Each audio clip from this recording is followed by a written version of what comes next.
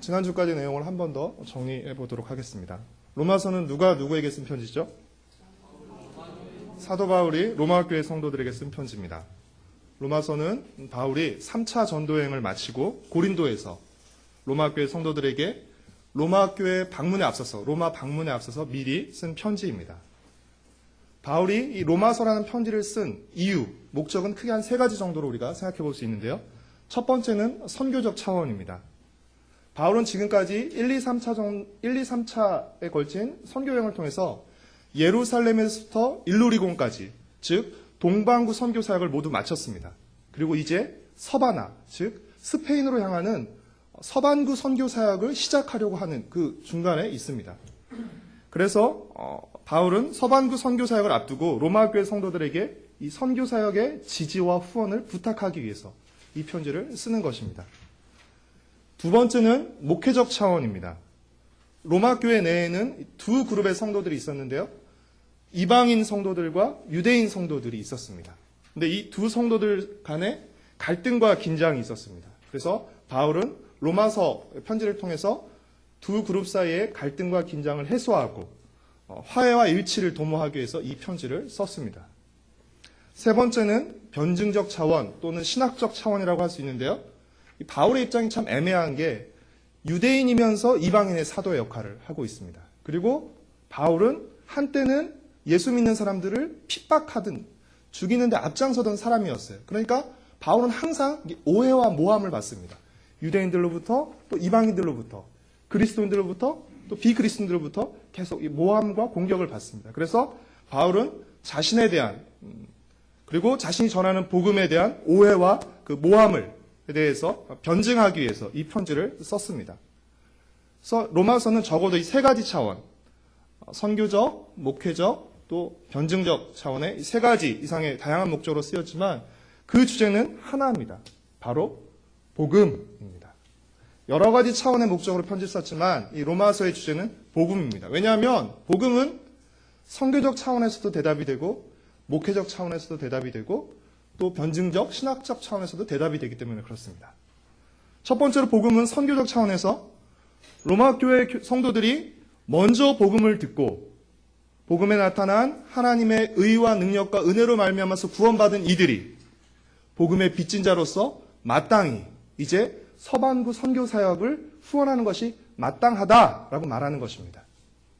그들이 하나님의 은혜를, 복음에 나타난 하나님의 은혜를 믿음으로 값없이 받았기 때문에 이제 그들 또한 복음의 빚진 자로서 이 복음 사역을 후원하고 동참하는 것이 마땅하다라고 대답을 하는 것이죠.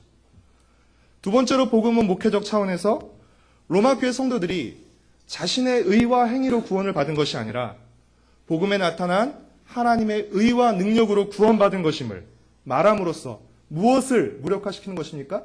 자신의 의와 행위를 앞세워서 서로 무시하거나 그렇죠? 서로 정죄하는 이 모든 것을 다 무효화시키는 것이죠. 왜요?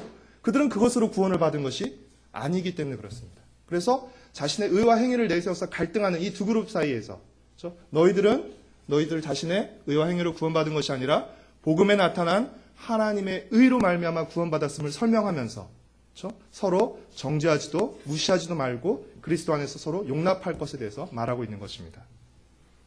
세 번째로 복음은 변증적 차원, 신학적 차원에서 예수님의 십자가만이 우리를 구원하는 유일한 하나님의 능력이며 수단임을 밝히면서 그렇게 예수 그리스도의 복음에는 다른 복음은 없으며 모두 거짓이라고 선포하는 것입니다. 왜냐하면 수많은 이상한 다른 복음들이 계속해서 생겨났기 때문에 그렇습니다. 바울은 1장 1절에서 자신이 이 하나님의 복음을 위하여 택정하심을 받았다라고 말합니다. 그리고 이 복음이 어느 날 불쑥 만들어진 것이 아니라 하나님이 성경에 미리 약속해 놓으신 2절에 보면 나와 있죠. 하나님이 성경에 미리 약속하신 구원 계획이라고 말합니다. 그런데 이 구원 계획이 누구를 통해서 이루어지죠? 하나님이 성경에 미리 약속하신 이 복음이라는 구원 계획이 누구를 통해서 이루어지죠? 하나님의 아들이신 예수 그리스도를 통해 이루어지십니다. 다윗의 자손으로 오신 예수 그리스도를 통해 이루어집니다. 그렇게 이 복음의 내용은 예수 그리스도에 대한 것이라고 할 수 있습니다. 그래서 1장 2절에 이 복음은 라고 말하면서 결국 4절에 뭐라고 끝나죠? 곧 우리 주 예수 그리스도시니라 라고 말하는 것이죠. 쉽게 말해 예수님이 우리의 복음인 것입니다. 왜 예수님이 우리의 복음인 것이죠? 예수님을 통해서만 이 모든 인간이 처한 문제가 해결되기 때문에 그렇습니다. 유대인이나 헬라인이나 부자나 거지나 남자나 여자나 할 것 없이 모든 사람이 처한 문제는 무엇이죠? 네, 죄의 문제입니다. 인간은 불의하고 하나님은 의로우시다는 것입니다. 따라서 불의한 인간은 의로우신 하나님의 진노와 심판을 피할 수 없다는 것이 모든 인간이 처한 문제입니다. 우리는 의와 불의, 또 의와 죄를 말할 때 윤리적이고 도덕적인 차원으로 생각하지만 성경에서 의와 불의를 말할 때, 의와 죄를 말할 때는 이 윤리적이고 도덕적 차원뿐 아니라 관계적인 차원도 포함하고 있습니다. 따라서 의란 관계에서의 충실함을 의미하는 것입니다. 그럼 불의란 무엇일까요? 관계에서의 불충실함을 의미하는 것입니다. 죄란 관계에서의 불충실함을 의미하는 것입니다. 여러분, 간음이 왜 죄인 것이죠? 도덕적으로 윤리적으로 잘못된 행위입니다. 하지만 간음은 부부관계에 불충실한 것이기 때문에 죄가 되는 것입니다. 그 관계를 깨트리는 것이기 때문에, 관계에 불충실한 것이 되기 때문에 그것이 간음이 죄가 되는 것이고 불의가 되는 것입니다. 성도 여러분, 하나님이 의로우시다는 것은 무엇을 말하는 것이죠? 하나님이 도덕적으로 윤리적으로 완전하시다는 것 의미합니다. 그러나 또 한편 하나님은 관계에서 신실하시다는 것을 의미합니다. 하나님은 하나님으로서 신실하십니다. 마태복음 5장 45절을 보면 하나님은 해를 의로운 사람의 선인에게만 비춰주시지 않고 악인에게도 비춰주십니다. 우리 같으면 어떻게 하죠? 내 마음에 드는 사람만. 너만 먹어. 너만 봐. 뭐 이렇게 하죠. 하나님은 선인과 악인에게 모두 해를 비춰주십니다. 하나님은 의로운 자에게만 비를 내려주시는 것이 아니라 불의한 자에게도 비를 내려주십니다. 하나님은 하나님으로서 인간에게 신실하십니다. 그러나 인간은 어떻죠? 인간은 자신을 지으신 하나님께 결코 신실하지 않습니다. 신실하지 않은 정도가 아니라 속된 말로 죄송합니다. 못돼 처먹었습니다. 인간은 자신을 지으신 하나님께 못돼 처먹었습니다.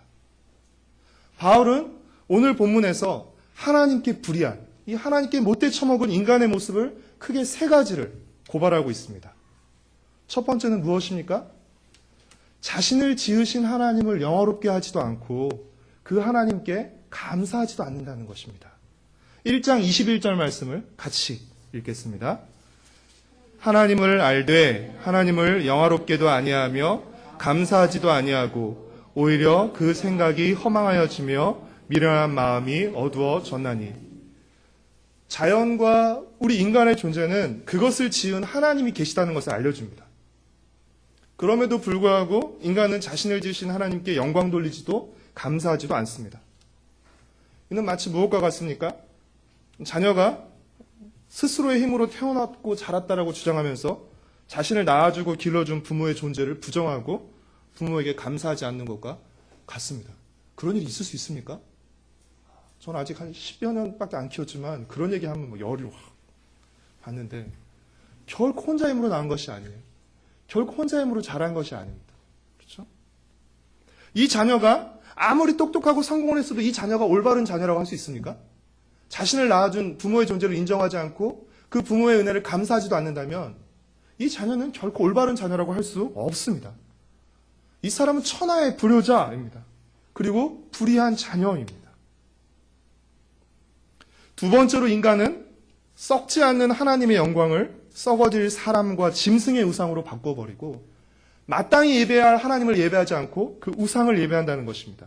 1장 23절부터 25절까지 말씀을 함께 읽겠습니다. 썩어지지 아니하는 하나님의 영광을 썩어질 사람과 새와 짐승과 기어다니는 동물 모양의 우상으로 바꾸었느니라.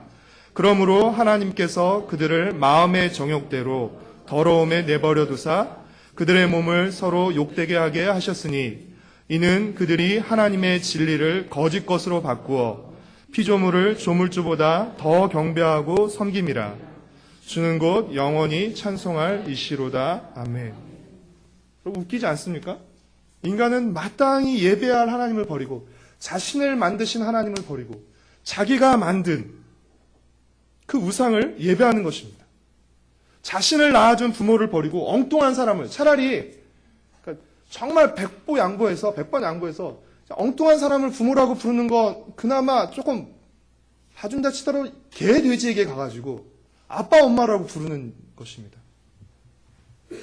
이게 얼마나 기가 막힌 일입니까? 진짜를 버리고 가짜를 택한 것이에요.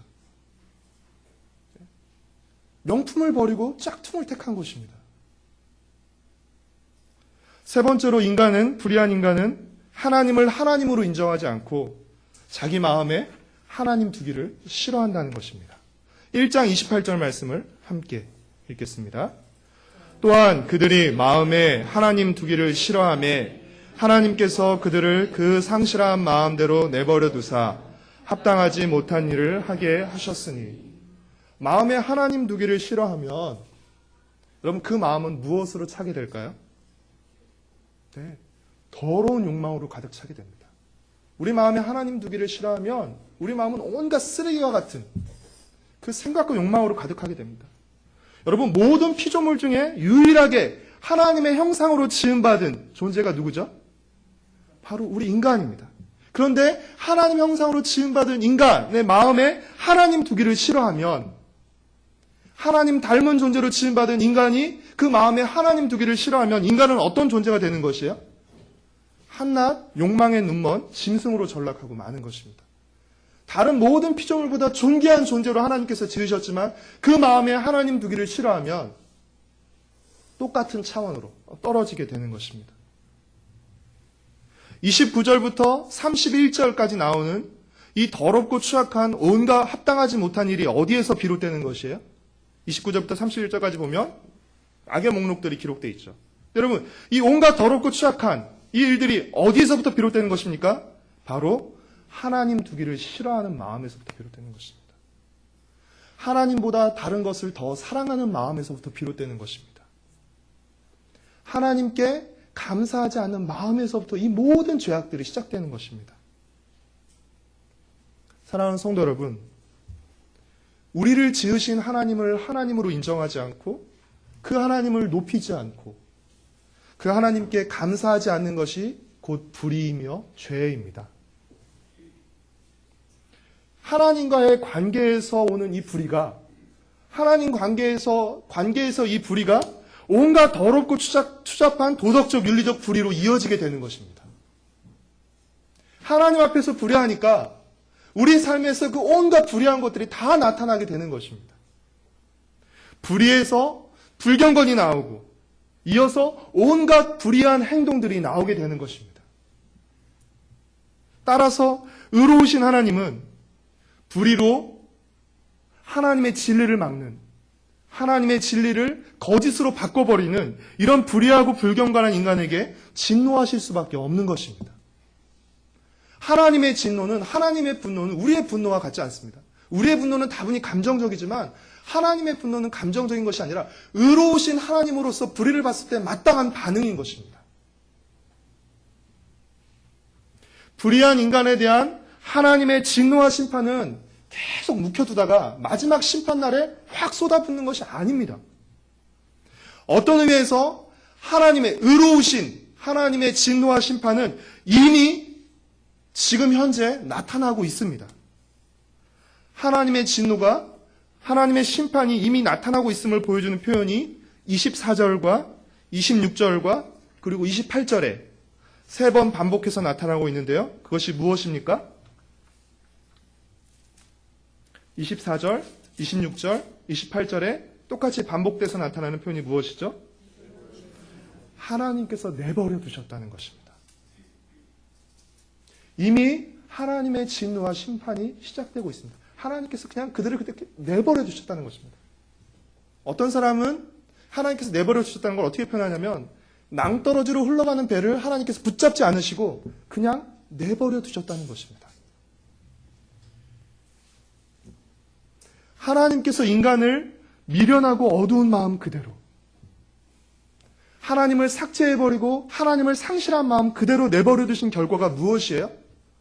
그대로 내버려 두시니까 인간은 어떻게 되는 것이에요? 인간은 죄에 대해서 점점 더 무뎌집니다. 그리고 죄에 의해서 점점 더 심각하게 망가집니다. 세상은 점점 더 흉악해져 가고 있고요. 그로 인해 인간은 더욱더 많은 고통을 당하게 되는 것입니다. 죄가 점점 더 깊어지고요, 넓어지고요. 그래서 더 많은 사람들이 죄로 인한 고통 가운데 들어가고 있는 것이에요. 이것이 이미 시작된 죄로 인한 하나님의 진노와 심판인 것입니다. 그중 대표적인 예로 바울은 동성애를 언급하고 있는데, 인간의 욕망이 하나님의 창조 질서를 벗어나서 동성애와 같은 성적인 무질서를 만들어내게 되는 것이에요. 그리고 그로 인해서 인간은 더 큰 고통을 당하게 되는 것입니다. 바울이 동성애를 언급하는 것은 동성애가 가장 큰 죄이기 때문이 아니라 가장 대표적으로 두드러지게 나타나는 것이기 때문에, 하나님의 창조 질서를 깨트리는, 인간의 욕망으로 말미암아서 하나님의 창조 질서를 깨트리는 대표적인 죄이기 때문에 바울이 언급하고 있는 것입니다. 여러분, 오늘 이 시대 가운데 얼마나 많은 이 인간의 욕망, 그렇죠? 성적인 욕망으로 해서 얼마나 많은 성적인 무질서가 일어나고 있습니까? 그로 인해서 얼마나 많은 가정이, 얼마나 많은 사람들이 고통당하고 있죠? 결국 인간이 하나님을 버려, 하나님을 마음에 두기 싫어하고 자신의 욕망대로 사는 결과 점점 더 큰 고통 가운데 빠져 들어가고 마는 것입니다. 사랑하는 성도 여러분, 모든 죄의 뿌리는 하나님에 대한 불의입니다. 결국 모든 도덕적이고 윤리적인 이 모든 죄의 뿌리는 하나님에 대한 불의예요. 모든 죄는 하나님에 대한 불의에서 비롯되는 것입니다. 우리가 하나님을 하나님으로 인정하지 않는 것, 하나님을 예배하지 않고 하나님의 영광보다 다른 것을 더 추구하고 사모하고 하나님 우리 마음에 두기를 싫어하는 것입니다. 마치 뱀이 아담과 하에게 유혹했던 것처럼 하나님을 섬기고 하나님의 말씀을 따르는 것보다 네가 하나님이 되어서 네 마음대로 살라는 것이죠. 하나님과 같이 되려는 것은 하나님을 삭제해버리라는 것이죠.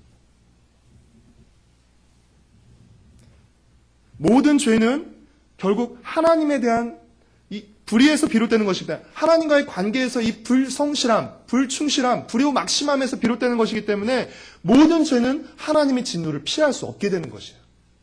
단순히 사람에게 저지르는 것이 아니라, 단순히 무슨 악을 행하는 것이 아니라 결국 이 죄의 뿌리는 누구를 향하고 있는 것이에요?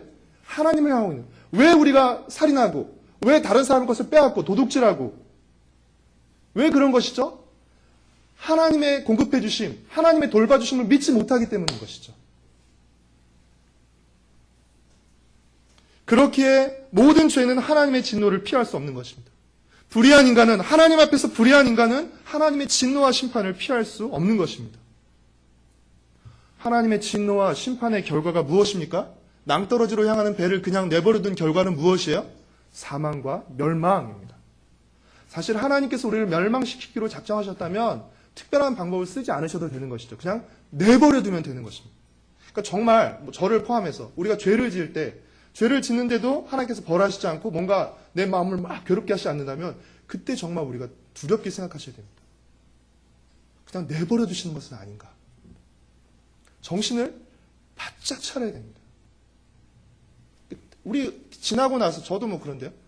그때 우리 부모님이 나를 때려서라도, 어렸을 때 제가 피아노를 배우다가 너무 싫어가지고 울면서 반항하고 피아노를 접은 기억이 있는데요.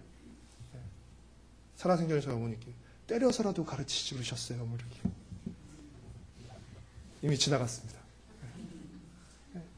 그러니까 하나님께서 치신다.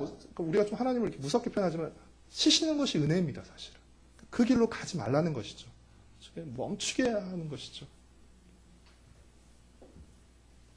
불의한 인간은 하나님의 진노와 심판을 피할 수 없고 그 결과는 환난과 곤고 그리고 사망과 멸망입니다. 이것이 모든 인간이 처한 비참한 현실이고 우리의 능력으로는, 인간의 능력으로는 도저히 해결할 수 없는 문제입니다. 하나님께서 그냥 내버려 두셔도 괜찮은데 그렇기에 하나님께서 복음을 통해서 이 불의한 문제를 해결하시고자 개입하시는 것입니다. 우리의 힘으로서는 도저히 이 현실을 벗어날 수 없게, 이 문제를 풀 수 없게 하나님께서 복음을 통해 이 불의의 문제를 직접 해결하시는 것입니다. 우리가 해결할 수 없기에 하나님께서 해결하시는 것입니다. 그렇기에 복음은 능력이며 자랑스러운 것이 되는 것입니다. 의로우신 하나님께서 어떻게 이 죄의 문제, 불의의 문제를 해결해 주시죠? 예수님을 통해서입니다. 십자가에서 죽으신 예수님을 통해 우리의 불의를 해소하시고 우리가 받아야 될 그 불의의 대가를 예수님이 대신 받으신 것이에요. 그리고 부활하신 예수님을 통해서 하나님의 의를 우리에게 전가시켜 주시는 것입니다. 불의했던 내가 예수님과 함께 십자가에 못 박혀 죽음으로써 나를 죄에 대해서 죽게 하시는 것입니다. 그리고 부활하신 예수님과 함께 내가 다시 살아나게 함으로써 의에 대해서 산 자가 되게 하시는 것입니다. 제가 설교 준비를 하고 이렇게 정리를 하면서 참 설명이 놀랍다.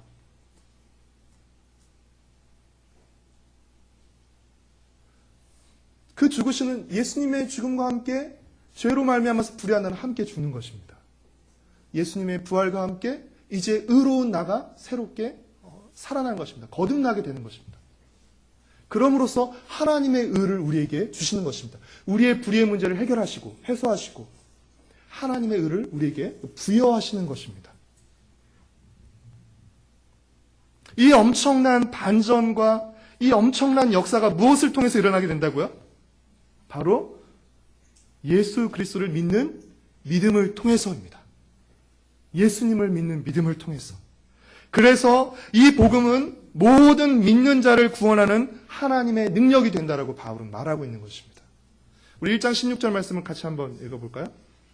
내가 복음을 부끄러워하지 아니하노니 이 복음은 모든 믿는 자에게 구원을 주시는 하나님의 능력이 됨이라. 먼저는 유대인에게요 그리고 헬라인에게로다. 사랑하는 성도 여러분, 불의한 인간은 결코 스스로의 힘으로 의롭게 될 수 없습니다. 오직 하나님이 주시는 의로만, 예수님을 통해서 주시는 하나님의 의를 믿음으로 받아들임으로써만 의롭게 될 수 있습니다. 따라서 우리는 믿음으로만 의롭게 될 수 있고 믿음으로만 구원받을 수 있습니다. 우리는 우리의 행위가 아닌 믿음으로 의롭게 되고 믿음으로 구원받습니다. 그렇다면 그 믿음은 무엇을 통해 증명되고 확인될까요? 우리는 행위가 아니라 믿음을 통해 의롭게 되고 믿음을 통해 구원받습니다. 그렇다면 그 믿음은 무엇을 통해 증명되고 무엇을 통해 확인됩니까? 이 사람이 정말 믿는 것인지 그것을 증명하는 것은 무엇입니까? 바로 믿음의 순종입니다. 사랑으로 역사하는 믿음으로 표현되는 바로 행위를 통해서입니다. 우리는 행위를 통해서가 아니라 믿음으로 의롭게 되지만 그 믿음은 행위를 통해 증명되고 확인됩니다. 여러분 안에 떠오르시는 의문들이 있죠? 약간 헷갈리시기도 하시고 바울이 계속 그 논리를 이어가고 있기 때문에 다음 부분에서 충분히 다룰 수 있으리라고 생각됩니다. 하나님께 불의했던 우리가 예수님을 믿음으로 하나님과 화목하게 되었습니다. 복음을 통한 하나님의 은혜로 하나님과의 관계를 다시 회복하게 된 것입니다. 그렇다면 이제 하나님과의 관계 속에서, 회복된 하나님과의 관계 속에서 우리는 어떻게 사는 것이 마땅할까요? 앞서 말했던 하나님께 불의했던 세 가지 모습과 정반대로 살아야 합니다. 첫째로 우리는 우리를 지으신 하나님을 알아가며 하나님을 영화롭게 하고 하나님께 감사하며 살아가야 합니다. 그래서 우리가 고백하죠. 그렇죠? 인간의 가장 첫째 되는 목적이 무엇입니까? 그렇죠? 하나님을 기뻐하고 하나님께 영광 돌리는 것입니다. 라고 말하죠. 둘째로 우리는 그 어떤 영광보다 하나님의 영광을 사모하고 추구하면서 하나님만 예배하며 살아야 합니다. 셋째로 우리는 마음에 하나님 두기를 기뻐하며 하나님의 뜻을 따라 하나님이 기뻐하시는 삶을 살아가야 합니다. 이런 마음과 자세로 살아갈 때 우리는 도덕적으로 완전하지 못할지라도 이전에 비해서 훨씬 더 도덕적이고 윤리적으로도 의로운 삶을 살 수 있게 되는 것입니다.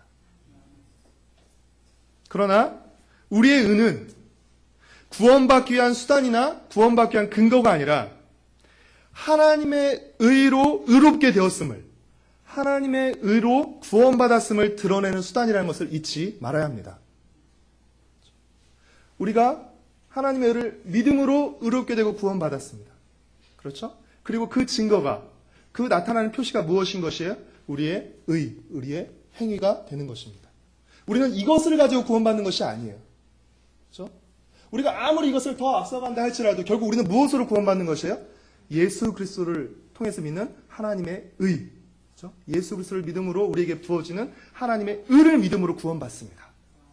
그리고 우리 그 이어서 나타나는 이 의는, 우리의 의는 우리가 하나님의 의로 의롭게 되었음을, 우리가 예수 그리스도를 믿었음을 드러내주는 표시가 되는 것입니다.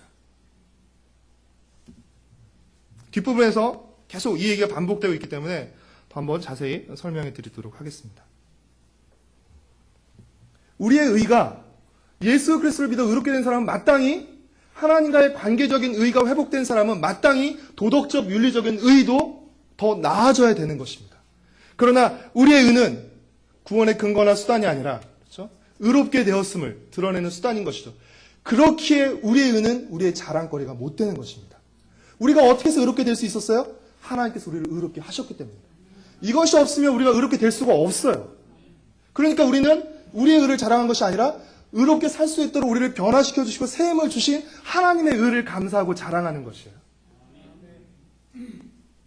우리의 구원은 하나님의 의로 충분합니다.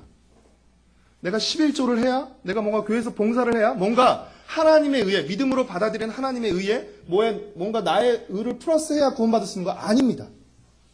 하나님의 의로, 예수 그리스도를 믿음으로 받아들인 그 하나님의 의로 우리의 구원은 충분합니다. 그 위에 이어지는 우리의 의는 무엇이에요? 구원받은 것에 대한 감사입니다.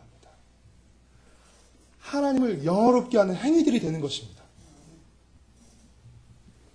우리의 의는 자랑의 수단이 아니라 감사의 수단이고 증거의 수단이 되는 것입니다. 사도 바울도 로마서를 통해서 편지를 보내면서 또 저 역시도 설교하면서, 그러니까 믿음으로만 구원받는다 그러면 우리 안에 어떤 마음이 들죠? 난 믿었으니까 행위 땡 이렇게 나오죠. 하나님의 의를 받아들임으로만 우리는 의롭게 된다 그러면 어떻게 해요? 나의 의는 땡 이렇게 하는 것이죠. 그렇지 않다는 것입니다.